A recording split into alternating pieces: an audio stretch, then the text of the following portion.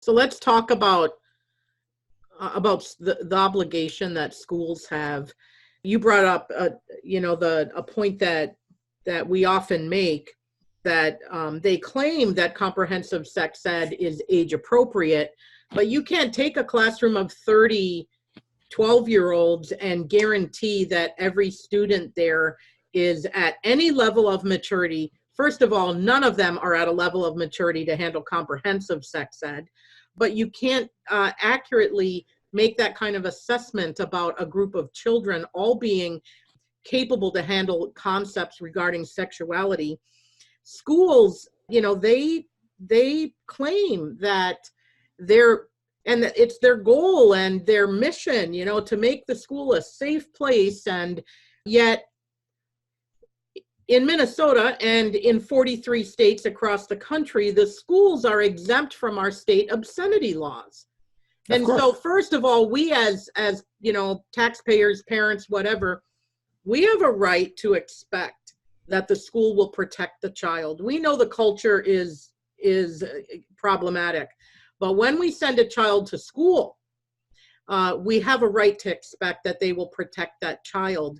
And so I'd like you to, speak a little bit to the obligations that schools have, and why in, the 21st century in 2020, should we have laws that exempt our schools from a restriction on showing obscenity to children? When your freedom of speech, and I am a constitutionalist, I'm a capitalist, I'm a conservative Christian, so I'm all the things the left hate, right? When you're using your freedom of speech, your First Amendment right, to violate someone else, no, I'm sorry. Okay, so number one, obscenity, no place in the classroom. Teachers pushing political agenda and all this kind of stuff, nonsense. You're there to educate a child to build a human being, not to break them or deconstruct them. They go, well, we are building them.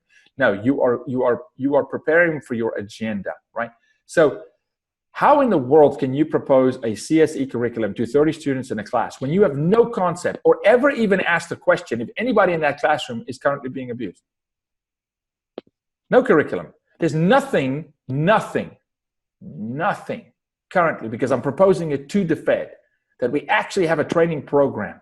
Before you even start having sex ed talk, let's first go get a baseline.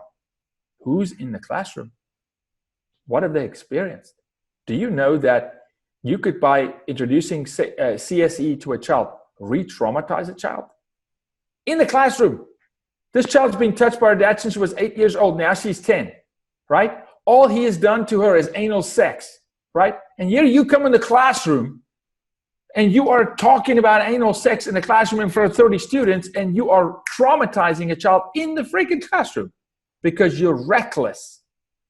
It's backwards. It's completely backwards, right? And so no obscenity in the classroom. There's no place for it. There's no need for it. The child doesn't need that information to be safe. Doesn't need that information. There's a time in life as we mature. Scripture tells us everything has a place and a time. When you accelerate the time, you've got a fruit that's not ripe, right? You can't do it. You can't force it. They're forcing something. Why? Well, just because we're in a hurry. No, nonsense. They have an agenda. There's an agenda. Desensitize, desensitize, desensitize, right?